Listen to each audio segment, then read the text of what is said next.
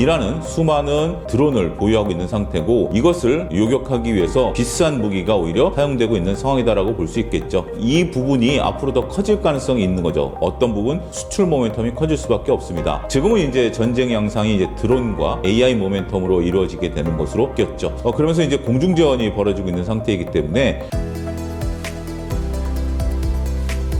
예, 안녕하세요. YG경제연구소 차영조 소장입니다. 오늘 또 새롭게 찾아뵙습니다. 최근에 주식시장의 변동성이 굉장히 큰데요. 오늘 또 여러 얘기들 한번 좀 풀어가 보도록 하겠습니다. 중동 리스크로 인한 이번 조정은 단기 충격일까요? 아니면 시장 흐름 변화 신호일까요? 현재까지 밝혀진 사항을 놓고 본다라면 외부 변수로 파악을 해야 될 것 같습니다. 일단 많은 투자자분들이 시장의 변동성을 이용하려고 하는 듯한 움직임이 오늘 지금 촬영에 현재 지금 나타나고 있기 때문에 지금 시장의 방향이 꺾였다라고 보기는 어렵겠죠. 실질적으로 우리가 이제 3월 연휴 기간 동안에 이제 중동에서 전쟁이 터졌죠. 그러면서 우리는 하루 동안 그것을 흡수한 이후에 화요일과 수요일 급락세를 시현했습니다. 하지만 오늘 촬영이 현재 목요일 같은 경우 시장이 급반등을 나타냈다는 것은 현재 풍부한 고객예탁금이라는 것은 주식을 살려는 대기자금이죠. 그것이 이제 120조에 달하면서 주가가 밀릴 때마다 매수하려는 움직임들이 보인다라는 거죠. 자, 지금 시장의 레벨이 어느 정도냐라고 본다라면 화요일과 수요일 시장이 크게 밀리다 보니까 많은 분들이 국내 시장이 이제 끝나는 거 아니야? 라고 볼 수 있긴 하겠습니다만 화요일과 수요일 빠진 것이 2월 한 달 올라온 거 빠진 겁니다. 그런데 일본은 생각보다 덜 빠지지 않았어? 왜 우리만 2월 한 달로 돌아간 거야? 라고 하실 수 있겠습니다만 일본도 마찬가지입니다. 그러니까 이제 두 나라를 비교하자면 우리는 2월 한 달 동안 일본보다 더 크게 올랐었기 때문에 더 크게 빠진 거고요. 결과론적으로는 일본과 비슷한 흐름들을 좀 보여주고 있는 상황입니다. 우리나라만의 문제라고 보기에는 그렇게 지금 현재 외부 변수가 글로벌 시장에 동일하게 영향을 미쳤다라고 볼 수 있겠죠. 만약에 시장의 변곡점이었다라고 본다라면 시장이 이렇게 V자로 반등을 나타내기는 쉽지 않았겠죠. 더군다나 지금 시장이 탄탄하게 버티고 있고 이렇게 저가 매수세가 들어오는 것들 중에 하나는 기업의 이익이 여전히 증가세에 있다라는 겁니다. 전쟁이라는 외부 변수가 있다 하더라도 이런 것들이 기업의 펀드멘탈 훼손이 없었다라는 것들을 투자자분들께서 인식하고 있는 상황이기 때문에 현재 상황은 외부 변수에 따른 변화이다. 그럼 외부 변수는 얼마까지 이어질 것인가? 두 가지가 나타나겠죠. 첫 번째는 얼마만큼 전쟁이 확산될 것인가? 조기 종식 될 것인가 라는 부분들이고요. 두 번째는 과거 사례를 봤을 때 전쟁이 일어나고 한 달 이내에 대부분 주식시장이 회복했다라는 점을 염두에 두시면 좋지 않을까 싶습니다. 올해 한국 증시가 미국 증시 대비 상대적으로 좋은 흐름을 이어갈 가능성은 어떻게 보시나요? 일단 지금 시장이다라는 것은 결국 이제 기업의 이익에 기반하는 것이 첫 번째고요. 두 번째는 이제 유동성이죠. 근데 이제 다행스러운 것은 국내 유동성이 미국보다 풍부하다라는 겁니다.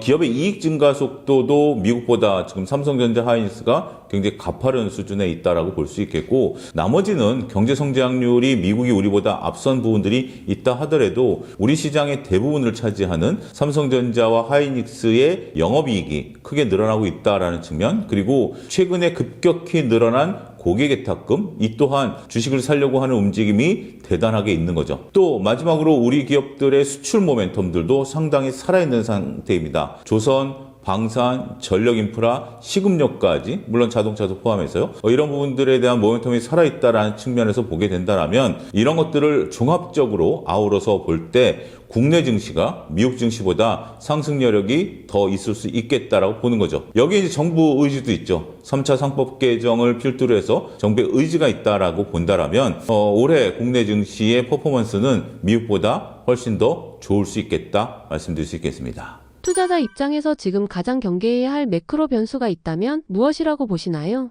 일단 전쟁이죠. 전쟁에 대한 부분들이 어떻게 이루어지느냐라는 것들입니다. 현재 지금 미국과 이스라엘, 이란 구조에서 현재 이란 같은 경우 시아파의 거도 아니겠습니까? 이 상태에서 이제 시아파와 순위파의 민족 갈등까지 벌어지게 되고 현재 트럼프 대통령은 한 달 이내에 조기 종식하겠다라는 부분들을 나타내고는 있습니다만 현재 이란이 즉각적인 그 반격 이외에 천천히 반격을 하면서 테러전으로 움직이게 된다면 이거는 글로벌 자산 시장에 크게 영향을 미칠 수가 있다라고 볼 수 있겠죠. 이와 맞물리면서 미국의 관세 이런 것들이 현재 지금 미 연준의 금리 인하와 또 연계되어 있는 부분들도 있습니다.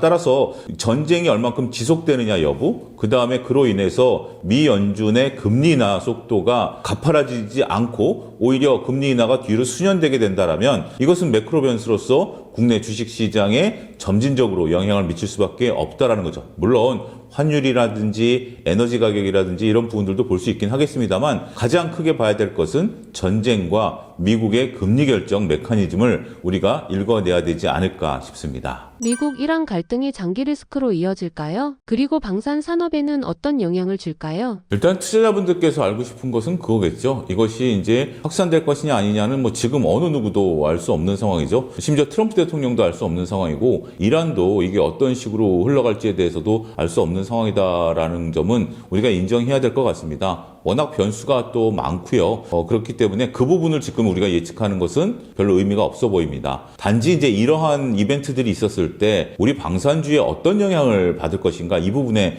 포커스가 집중돼야 된다라고 보여집니다. 현재 우리 LIG 넥슨이 UAE에 수출한 천공2가 이란의 미사일을 요격에 성공했다라는 소식이 알려지면서 LIG 넥슨 주가 변동성이 상당히 커지고 있는 상황이죠.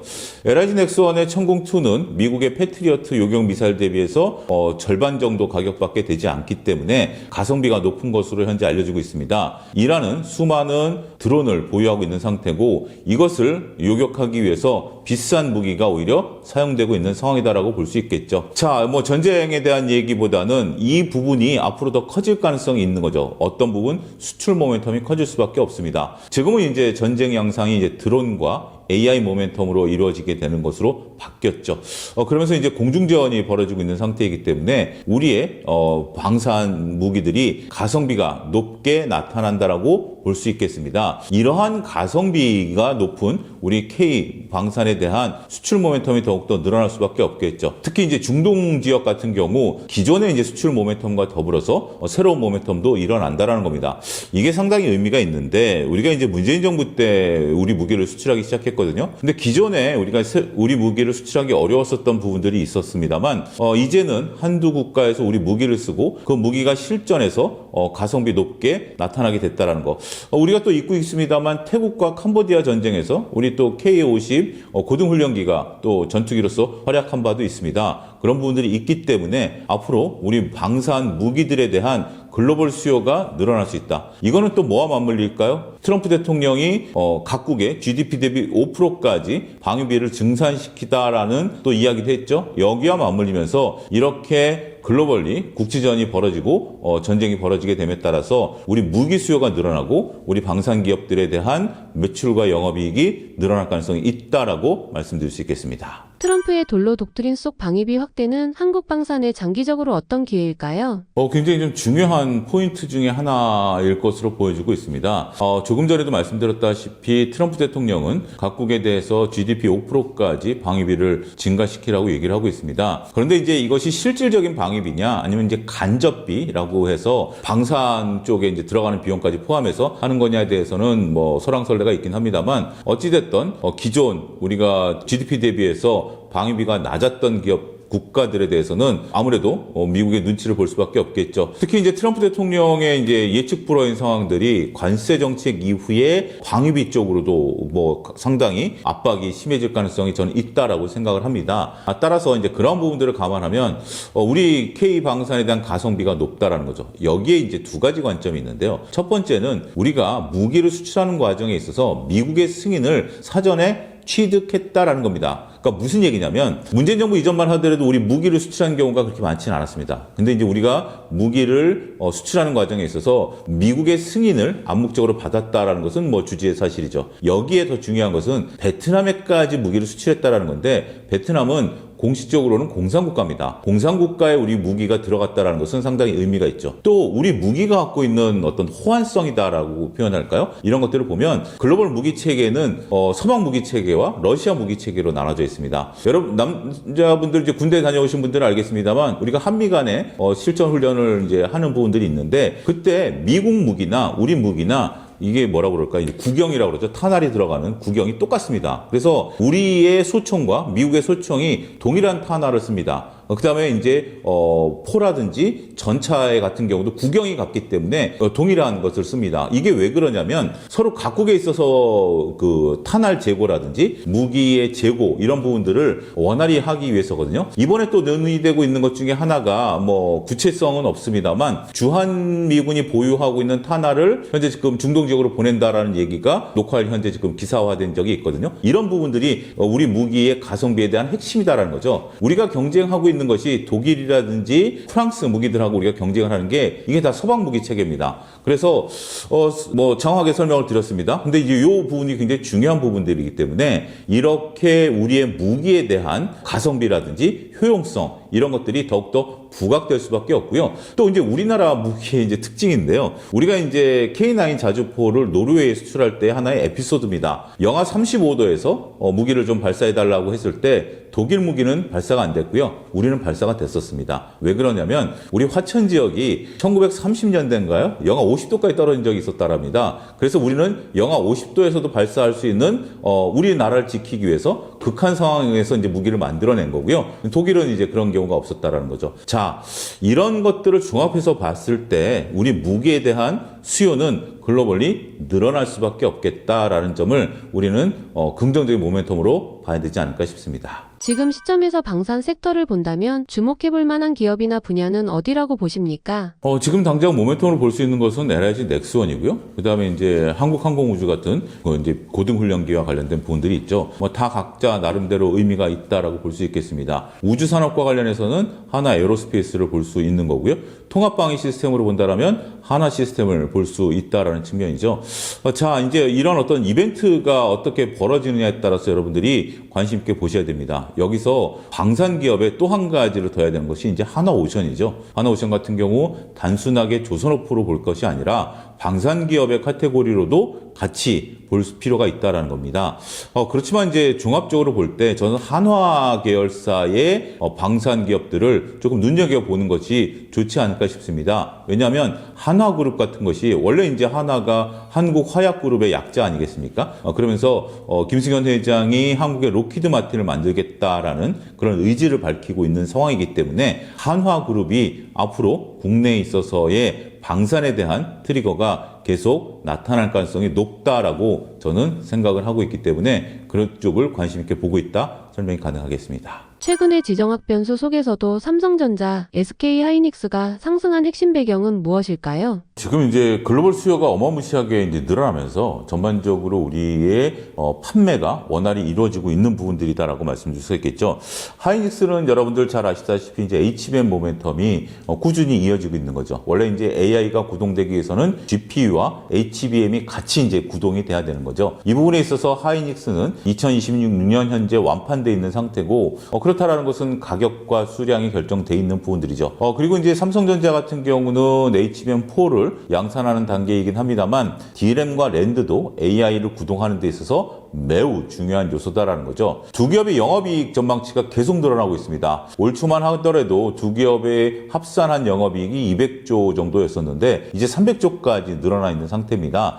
그렇기 때문에 현재 주가 수준에 있어서 계속해서 영업이익이 증가할 것으로 보다 보니까 상대적인 PER이 낮습니다. 가치가 낮아지고 있는 상황이죠. 이런 부분들이 부각이 되면서 현재 지금 이 사이클에서 강하게 움직인다라는 거죠. 특히 이제 우리가 조금 더 놓고 보면 최근에 지정학적 리스크로 변동성이 생겼죠. 변동성이 생겼을 때 우리가 믿을 수 있는 건 뭐죠? 기업의 이익입니다. 기업의 이익이 그리고 펀드멘탈이 흔들리지 않는 기업에 대해서는 결국 주가가 흔들렸다 하더라도 제자리를 찾아갈 수 있는데 이 삼성전자와 하이닉스에 관한 하는 이러한 모멘텀들이 중기적으로 일어날 가능성이 높다라고 저는 말씀드릴 수가 있겠습니다. 그렇다면 삼성전자와 SK하이닉스의 향후 추가 상승 여력은 어느 정도라고 보십니까?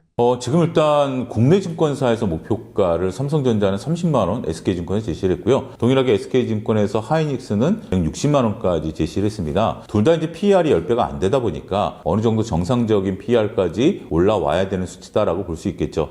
그런데 이 상승 여력을 결정하는 것은 지금 단순하게 목표가를 제시한다라든지 PER이 따라 올라와야 된다라든지 이런 방식으로 접근하는 것도 좋긴 하겠습니다만 가장 관건은 4월 달에 있다라고 저는 생각을 합니다. 4월 4월 달이 왜 중요하냐면 4월 중순이면 삼성전자 하이닉스 이제 잠정 실적서부터 실적이 되는 거죠. 지금 뭐 이 방송을 보시는 분들도 여러 방송에서 삼성전자 하이닉스의 영업이익이 증가한다는 얘기는 정말 귀에 못이 박히도록 들으셨을 겁니다. 그것이 증명되는 게 이제 4월입니다. 첫 번째 이제 1사분기에 대한 실적이 나올 거기 때문에 그것을 확인하는 과정이 필요하다라는 거죠. 지금 이제 1분기 내에 있어서는 삼성전자와 하이닉스의 영업이익이 증가할 것이다라는 전망치들을 계속해서 내놓고 있는 거 아니겠습니까? 이렇게 계속해서 내놓고 있는 이 전망치들을 첫 번째 확인하는 단계가 4월 달이다. 그렇기 때문에 4월 달에 우리가 영업이익이 얼마만큼 추세적으로 이어지고 있느냐 이 부분을 확인하는 것이 향후 주가가 얼마큼 올라갈 것인가 아니면 여기서 조정을 좀 바꾸고 갈 것인가 이 부분에 대한